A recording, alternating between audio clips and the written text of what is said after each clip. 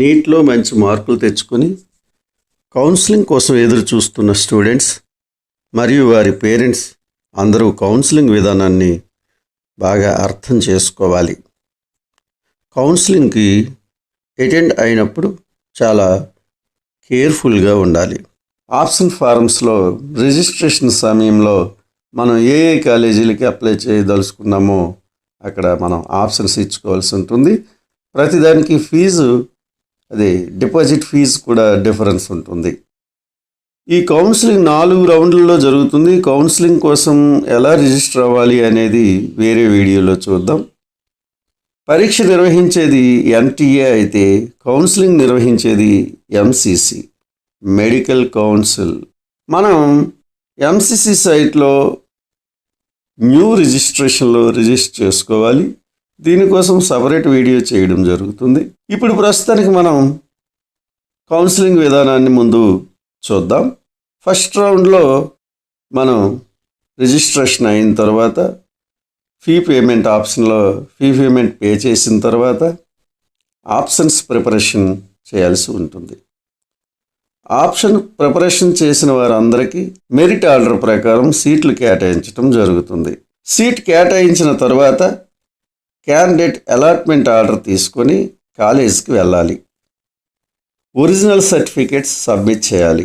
Attested copies 2-3 సెట్లు తీసుకువెళ్ళి అవసరమైతే సబ్మిట్ చేయాలి. మనం కాలేజీలో రిపోర్ట్ చేసినప్పుడే సెకండ్ రౌండ్కి వెళ్ళాలి అనుకుంటే ఆప్షన్ ఫారం ఇస్తారు. దాన్ని ఫిల్ చేసి కాలేజీలో ఇవ్వాలి. అలాట్ అయిన కాలేజీ నచ్చలేదు, కాలేజీకి వెళ్ళి రిపోర్ట్ చేయలేదు అయినా పర్వాలేదు, సెకండ్ రౌండ్కి వెళ్ళవచ్చు. First round free round. Second రౌండ్కి మళ్ళీ రిజిస్ట్రేషన్ ఫీజు పే చేయాల్సిన పని లేదు. తప్పనిసరిగా రిపోర్ట్ చేయడం మంచిది. సెకండ్ రౌండ్లో మనకంటే బెటర్ ర్యాంకర్స్ సీట్ కోసం అప్లై చేసినట్లయితే మళ్ళీ మనం సీట్ కోల్పోయే అవకాశం ఉంటుంది. రిపోర్ట్ చేశాక సెకండ్ రౌండ్కి వెళ్తే సెకండ్ రౌండ్లో సీట్ రాకపోయినా పర్వాలేదు, ఫస్ట్ రౌండ్ సీట్ మనకే ఉంటుంది. రిపోర్ట్ చేయకపోతే మాత్రం సీటు కోల్పోయే అవకాశం ఉంటుంది. రౌండ్ 2లో అందరూ ఎలిజిబుల్ అవుతారు. అంటే రౌండ్ 1లో సీట్లు కేటాయించిన వారు, రౌండ్ 1లో అసలు సీట్ రాని వాళ్ళు, మరలా ఎవరైనా మిస్ అయితే న్యూ రిజిస్ట్రేషన్స్ చేసుకొని అటెండ్ అయిన వాళ్ళు, ఇలా అందరూ దీనికి ఎలిజిబుల్ అవుతారు. ఫస్ట్ రౌండ్లో మీరు చేసినటువంటి ఫీజే సరిపోతుంది. మళ్ళీ సపరేట్గా సెకండ్ రౌండ్కి ఫీజు పే చేయాల్సిన అవసరం ఉండదు. సెకండ్ రౌండ్ చాలా క్రూషియల్ రౌండ్.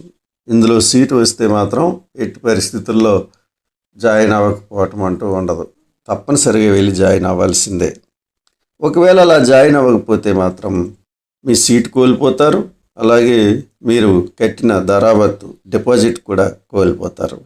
నెక్స్ట్ రౌండ్స్కి వెళ్ళాలంటే మళ్ళీ మీరు రిజిస్ట్రేషన్ చేసుకోవాలి, ఫీజు పే చేయాలి.